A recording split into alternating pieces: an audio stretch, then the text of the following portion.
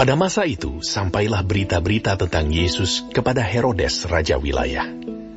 Lalu ia berkata kepada pegawai-pegawainya, "Inilah Yohanes Pembaptis. Ia sudah bangkit dari antara orang mati. Dan itulah sebabnya kuasa-kuasa itu bekerja di dalamnya." Sebab memang Herodes telah menyuruh menangkap Yohanes, membelenggunya dan memenjarakannya, berhubung dengan peristiwa Herodias, istri Filipus saudaranya. Karena Yohanes pernah menegurnya, katanya, "Tidak halal engkau mengambil Herodias."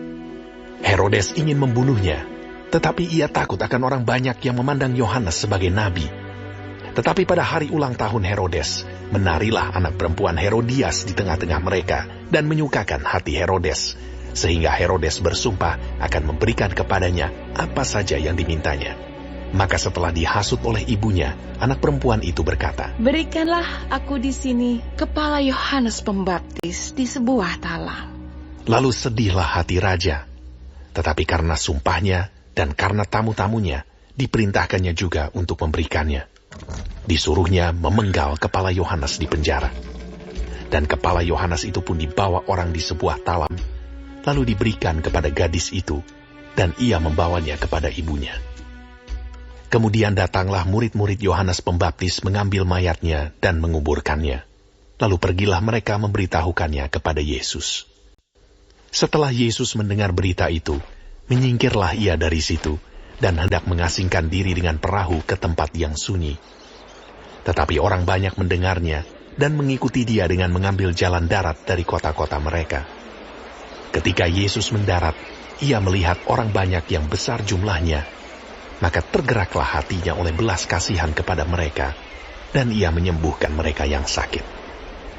Menjelang malam, murid-muridnya datang kepadanya dan berkata, "Tempat ini sunyi, dan hari sudah mulai malam. Suruhlah orang banyak itu pergi, supaya mereka dapat membeli makanan di desa-desa." Tetapi Yesus berkata kepada mereka, "Tidak perlu mereka pergi. Kamu harus memberi mereka makan." Jawab mereka, "Yang ada pada kami di sini hanya 5 roti dan 2 ikan." Yesus berkata, "Bawalah kemari kepadaku." Lalu disuruhnya orang banyak itu duduk di rumput.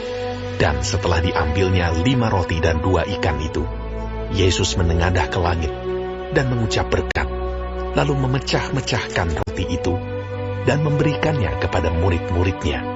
Lalu murid-muridnya membagi-bagikannya kepada orang banyak. Dan mereka semuanya makan sampai kenyang.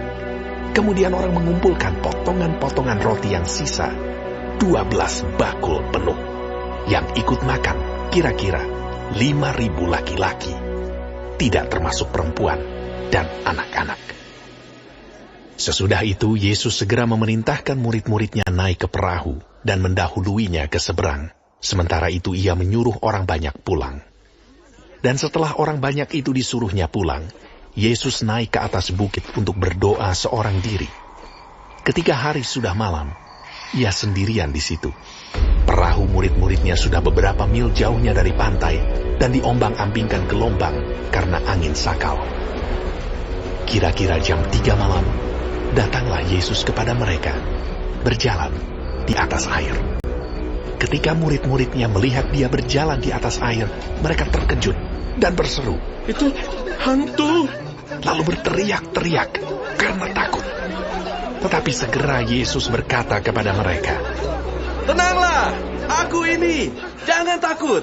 Lalu Petrus berseru dan menjawab dia, "Tuhan, apabila engkau itu, suruhlah aku datang kepadamu berjalan di atas air." Kata Yesus, "Datanglah." Maka Petrus turun dari perahu dan berjalan di atas air mendapatkan Yesus. Tetapi ketika dirasanya tiupan angin, takutlah ia dan mulai tenggelam. Lalu berteriak, "Tuhan, tolonglah aku!" Segera Yesus mengulurkan tangannya, memegang dia dan berkata, "Hai orang yang kurang percaya, mengapa engkau bimbang?" Lalu mereka naik ke perahu dan angin pun redalah. Dan orang-orang yang ada di perahu menyembah dia. Katanya, "Sesungguhnya engkau anak Allah." Setibanya di seberang, mereka mendarat di Genesaret.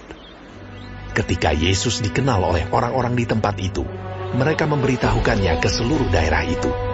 Maka semua orang yang sakit dibawa kepadanya. Mereka memohon supaya diperkenankan menjamah jumbai jubahnya. Dan semua orang yang menjamahnya menjadi sembuh.